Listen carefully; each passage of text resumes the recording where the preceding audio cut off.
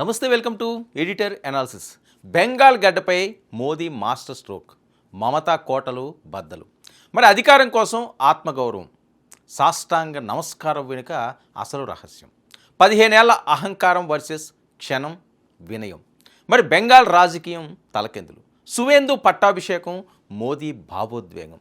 కోల్కతా సాక్షిగా కొత్త చరిత్ర. 15 ఏళ్లలో మమతకు చేత కాలేదు, మోడీ సాష్టాంగ పడింది కూడా అందుకే. బెంగాల్ విప్లవాలకు పురిటిగడ్డ, మేధావులు చిరునామా. భారత రాజకీయ ముఖ చిత్రంపై అత్యంత సంక్లిష్టమైన రాష్ట్రం. అలాంటి చోట ఒక శకం ముగిసింది.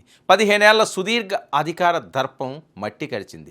కోల్కతా గడ్డపై కాషాయ జెండా రెపరెపలాడుతుంది. సువేందు అధికారి ముఖ్యమంత్రిగా ప్రమాణ స్వీకారం చేస్తున్న వేళ యావత్ దేశం చూపు రాజ్భవన్ వైపు మళ్ళింది. కానీ అక్కడ అందరినీ ఆశ్చర్యపరిచిన అంశం ఏంటంటే సువేందు పట్టాభిషేకం కాదు, ప్రధానమంత్రి నరేంద్ర మోదీ చేసిన ఒక సాహసోపేతమైన భావోద్వేగపూరితమైన కృత్యం. దేశ ప్రధాని బెంగాల్ ప్రజల ముందు సాష్టాంగపడ్డారు. ఇది యాదృచ్ఛికమా లేక పక్కాగా చేసిన రాజకీయ వ్యూహమా? మమత 15 ఏళ్లలో చేయలేని మ్యాజిక్ను మోడీ ఒక్క క్షణంలో ఎలా చేశారు అన్నది దేశవ్యాప్తంగా అందరి దృష్టిని ఆకర్షిస్తుంది. ప్రస్తుత రోజుల్లో రాజకీయాలు ప్రజలకు రీచ్ కావాలంటే ఏదో ఒక మ్యాజిక్ జరగాలి. ఆ మ్యాజిక్ కూడా నటన మాదిరిగానే అనిపించకూడదు, సహజత్వం నిండి ఉండాలి, జనాలు మైమరిచిపోవాలి. సరిగ్గా ఇదే పని చేశారు ప్రధానమంత్రి నరేంద్ర మోడీ. రాజకీయాల్లో మాటల కంటే చేతలు గొప్పగా ఉండాలి. ఆ చేతలు గుండెలను తాకినప్పుడు మాత్రమే చరిత్ర సృష్టించబడుతుంది.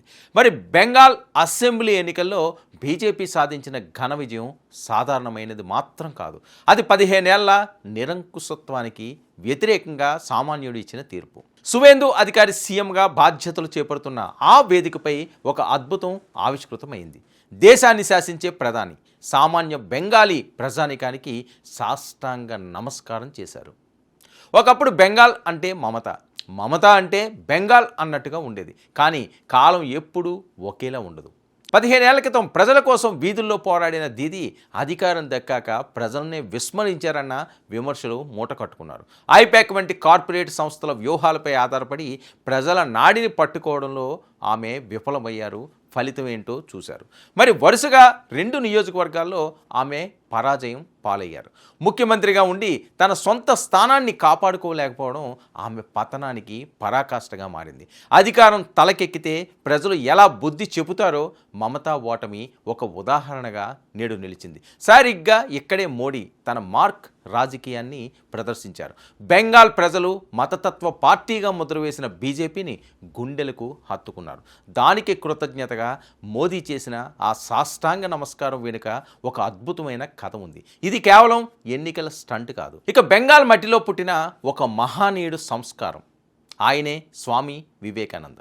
వివేకానందుడు ఎప్పుడూ ఒక మాట చెప్పేవారు: ఎదుటి వ్యక్తి నీకు ఇచ్చే గౌరవం నీ సంస్కారానికి నిదర్శనమని, నువ్వు తిరిగి ఇచ్చే గౌరవం నీ వ్యక్తిత్వానికి నిదర్శనమని. మరి వివేకానందుడికి ఎవరైనా సాష్టాంగ పడితే ఆయన వెంటనే తాను కూడా సాష్టాంగ పడేవారు. అహంకారం లేని చోట మాత్రమే పరస్పరం గౌరవం ఉంటుందని ఆయన నిరూపించారు. నేడు మోడీ అదే బెంగాలీ సంస్కృతిని పునికి పుచ్చుకున్నారు.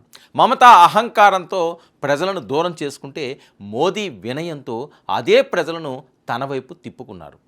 దీనిపై రాజకీయ విశ్లేషకులు ఏమంటున్నారంటే మోదీ చేసిన ఈ పనితో బీజేపీపై ఉన్న బయట పార్టీ అనే ముద్ర శాశ్వతంగా చెరిగిపోతుంది అని. మరి బెంగాల్ ప్రజలు భావోద్వేగాలకు త్వరగా స్పందిస్తారు. ఒక దేశ ప్రధాని తమ ముందు మోకరిల్లడం చూసిన సామాన్యుడు మోదీని తన ఇంట్లో మనిషిగా భావిస్తున్నాడు. మతం రాజకీయం అని విమర్శించేవాడికి ఇది సంస్కృతి రాజకీయం అని మోదీ గట్టి సమాధానం ఇచ్చారు. చూసారుగా, రాజకీయం అంటే కేవలం ఓట్లు సీట్లు మాత్రమే కాదు, ప్రజల మనసులను గెలవడం కూడా. 15 ఏళ్లలో మమత సాధించలేని ఆత్మీయతను మోదీ తన సాష్టాంగ నమస్కారంతో సొంతం చేసుకున్నారు.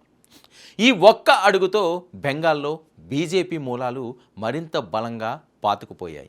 ఇది రాబోయే కాలంలో భారత రాజకీయాల్లో ఎలాంటి మార్పులకు దారితీస్తుందో చూడాలి. ఇది ఈనాటి editor analysis. Stay tuned to 99 news.